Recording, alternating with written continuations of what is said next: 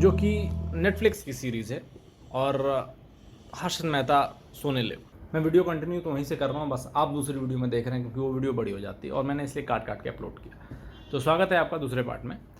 इसमें हम लोग बात करेंगे कि बैड बॉय बिलियनियर जिसके ऊपर विवाद हुआ था, बिहार कोर्ट में केस चल रहा था, वो केस वो लोग जीते हारे कैसे, वो वेब सीरीज़ का वो हिस्सा 4 एपिसोड है, चारों में अलग अलग बिलियनियर्स की कहानी है, या फिर बोलें तो बैड बॉय बिलियनियर्स की कहानी है। एक तरीके से वो डॉक्यूमेंट्री है, फिल्माया गया है लेकिन सारे पात्र असली हैं, सारी कहानियाँ मतलब उनके रिसर्च के बेसिस पे।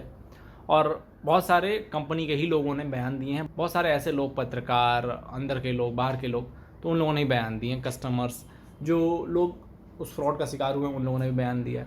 एक तरीके से इंटरव्यू चल रहा था सबका, तो सब ने अपने अपने वो हिस्से बताए जिससे वो लोग अफेक्ट हुए और उनका जो पर्सपेक्टिव उन तीनों के लिए है। तो इन जनरल अगर मैं तीनों की अलग अलग कहानी बनाऊंगा तो एक 3 वीडियो और बन जाएगी। एक जनरल स्टेटमेंट आपको देना चाहूँगा बैड बॉय बिलियनियर के बारे में कि पहली चीज़ ये इन तीनों की वो डॉक्यूमेंट्री है जो एक्चुअल घटना घटी। दूसरी चीज़, इन डॉक्यूमेंट्रीज़ में उन दोनों का पक्ष है, मतलब एक पक्ष ये कहता है कि कानूनी तौर पे कैसा है कैसा नहीं है, एक्ट कैसा है, जनता को फ़ायदा नुकसान, आप उस गाइडलाइंस के हिसाब से चल रहे हैं नहीं चल रहे हैं, गलत कर रहे हैं सही कर रहे हैं, अर्निंग्स कैसी है, आपने लोन लेके गलत किया क्या किया। एक पक्ष सरकार का कह सकते हैं, कानून का कह सकते हैं, है ना, लीगैलिटीज़ का, एथिक्स का कह सकते हैं। एक पक्ष इन तीनों का, उन so called bad boy billionaires का, जिन्होंने रिस्क लेके बड़े विजन के साथ इंडिया के लिए कुछ करने के लिए। अब उस स्टोरी के हिसाब से ये है कि तीनों के पास अपना अपना एक विजन था जो इंडिया को वर्ल्ड लेवल पे कोई एक ऐसी छवि देता है, एक ऐसी सर्विस। समझ लीजिए अगर हम माल्या की बात करें, नीरव मोदी की बात करें, तो नीरव मोदी के पास एक जो डिज़ाइन, क्राफ्ट, डायमंड से जुड़ी हुई हर उस चीज़ का क्राफ्ट ऐसा था कि उसको वर्ल्ड लेवल पे नीरव मोदी को एक अलग पहचान मिल रही थी, बहुत बड़ा बन रहा था वो, और उसके लिए चाहिए था पैसा। अब उसने पैसा लिया तो, लेकिन बदले में कोलैटरल रखना ज़रूरी नहीं समझा। अब वही वहाँ गलती हो गई, अब वो अमाउंट बड़ा होता गया और एक टाइम के बाद वो केस खुल गया।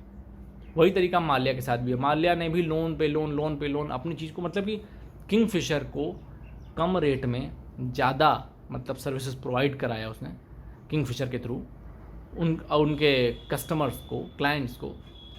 तो भाई आप अपने जेब से कब तक किसी को वो सर्विसेज देंगे जो हैं तो महंगी, लेकिन जस्ट बिकॉज आप चाहते हैं कि कस्टमर अच्छा फील करे और ग्लोबल लेवल पे इंडिया का नाम हो कि किंगफिशर वहाँ की एयरलाइन है और गुड टाइम्स प्रोवाइड कराती है, सर्विसेज देती है, तो बहुत समय तक आप अपनी जेब से नहीं भर सकते। ये तो फैक्ट है। कोई भी बिज़नेस आप अपने पॉकेट से बहुत समय तक नहीं चला सकते। यही चीज़ सहारा के मामले में भी हुई।